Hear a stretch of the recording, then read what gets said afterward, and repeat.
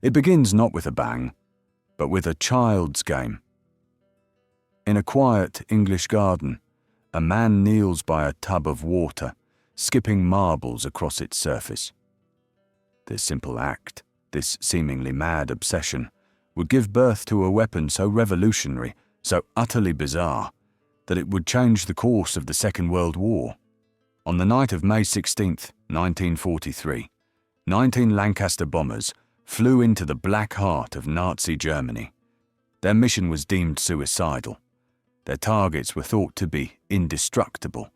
Their weapon was a spinning, bouncing bomb designed to leap over obstacles like a skimming stone. This is not just the story of a daring raid.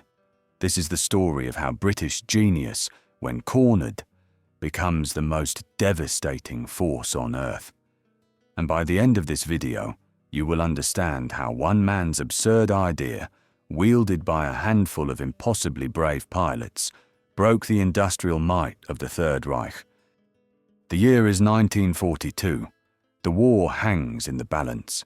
Britain stands defiant, but the Nazi war machine is a behemoth, fueled by the industrial powerhouse of the Ruhr Valley. This is Germany's heartland, a sprawling complex of steel foundries, coal mines, and munitions factories, all powered by a trinity of colossal dams, the Möhne, the Eder, and the Sorpe. These were not mere walls of concrete. They were symbols of Nazi engineering and power, holding back millions of tons of water.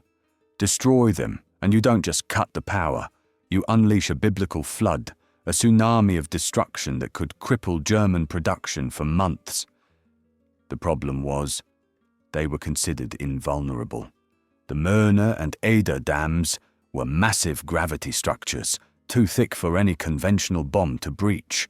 They were also protected by heavy torpedo nets, preventing any underwater attack. For years, British Bomber Command had looked at the Ruhr dams and seen an unsolvable problem. But one man saw a solution. His name was Barnes Wallis. Wallis was not a typical military man. He was a brilliant, eccentric, and relentlessly stubborn aircraft designer. He saw problems in ways others could not. While the generals looked for a bigger bomb, Wallis looked for a smarter one. He became obsessed with the idea of using the water itself as a weapon. His theory, born from those garden experiments, was radical. What if a bomb didn't need to fly through the air to its target? What if it could be made to skip across the water, right over the torpedo nets? What if, upon hitting the dam wall, it used its own momentum to sink, hugging the concrete as it descended, before exploding at the base where the water pressure would amplify the blast 1,000 times over? It was an idea of pure, unadulterated genius. It was also, to the military establishment, completely insane. Wallis was ridiculed. His memos were ignored. The idea of a bouncing bomb was seen as the fantasy of a crackpot inventor. But Wallis was indomitable. He built catapults, tested models in water tanks, and tirelessly lobbied anyone who would listen. He knew he was right. Finally, he got his breakthrough. A demonstration film showing a prototype bomb skipping flawlessly across a reservoir convinced the doubters. The project was given a green light, but with a terrifyingly short deadline. The weapon, codenamed Upkeep, had to be ready by the spring of 1943, when water levels in the dams would be at their peak. Now, a weapon of genius needed warriors of equal caliber to wield it. The mission required a level of flying precision never before attempted. The bomb had to be dropped from an exact height of just 60 feet. Too high, and it would shatter on impact.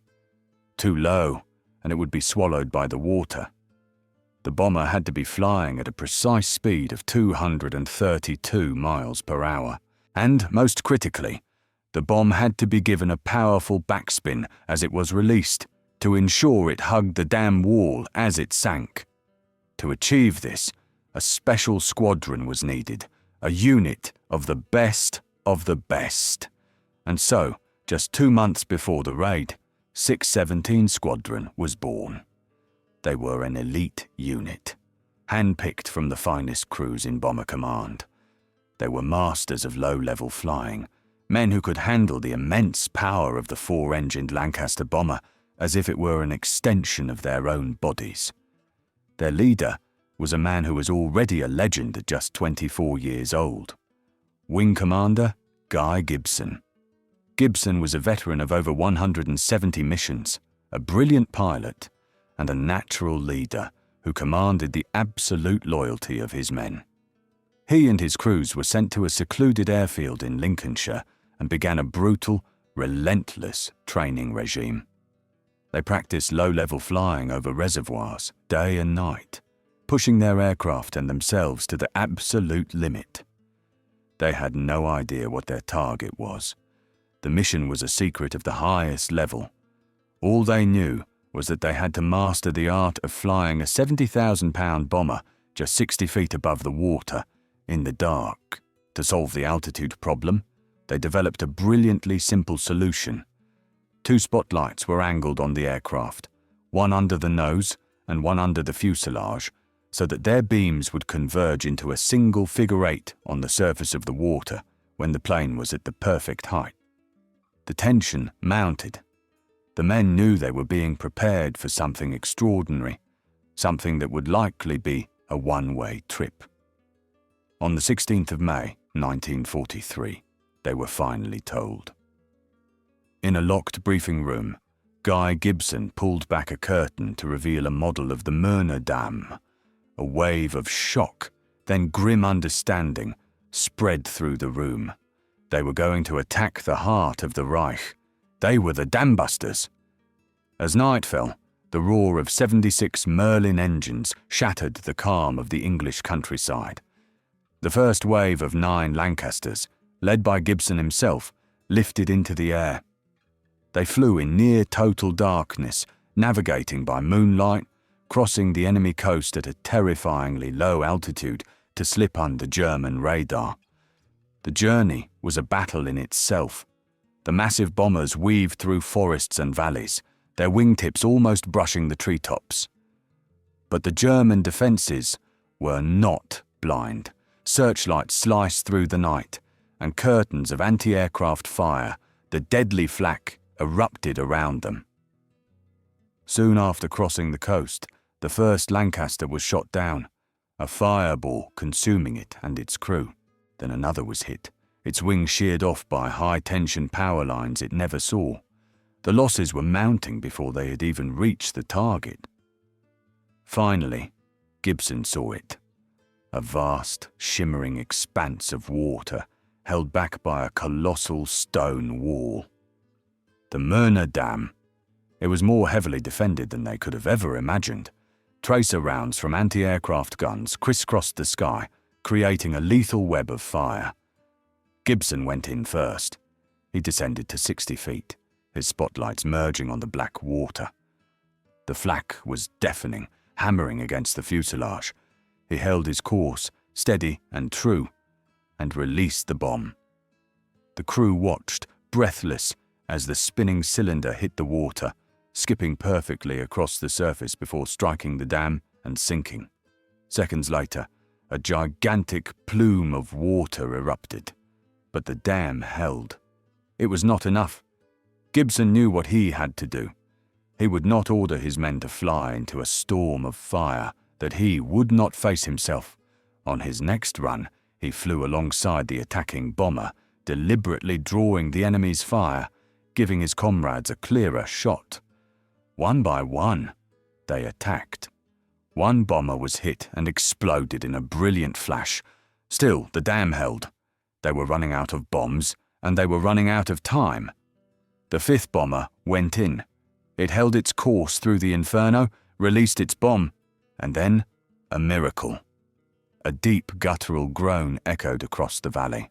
A small crack appeared, then another, and then, with a cataclysmic roar, the great Murner Dam disintegrated. A torrent of 134 million tons of water, a vengeful god of destruction, was unleashed into the Ruhr Valley. With the Murner breached, the remaining aircraft, including Gibson's, raced towards the Eder Dam.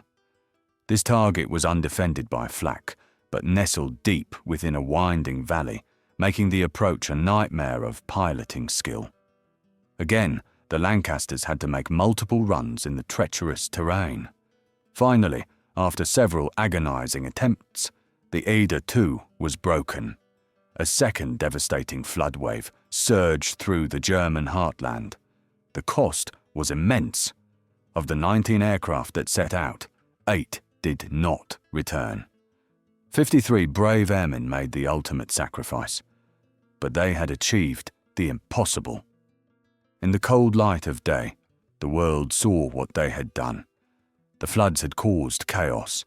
Factories were submerged, bridges were swept away, and railway lines were destroyed. The immediate impact on German war production was significant, but the psychological blow was even greater. The Dambusters raid was a stunning propaganda victory for Britain. It was a story of David versus Goliath, a tale of ingenuity and courage against overwhelming odds.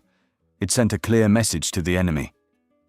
No target is safe, no fortress is invulnerable. It proved to the world, and most importantly, to the British people themselves, that the nation's spirit of defiance and innovation was not just alive, but stronger than ever. The raid became a legend, cementing the archetype of the genius warrior. It showed that British victory comes not just from brute force, but from a unique combination of eccentric brilliance and unbreakable courage. It was the spirit of Barnes Wallis, the mad inventor, combined with the grit of Guy Gibson and the heroes of 617 Squadron. This legacy endures. It is a reminder that when faced with impossible challenges, the British character does not buckle. It adapts, it innovates, and it overcomes. The spirit of the Dambusters is a testament to the idea that a small group of determined individuals, armed with a truly revolutionary idea, can indeed change the world. They proved that night that the most powerful weapon in Britain's arsenal was never just a bomb. It was, and always will be, its indomitable will.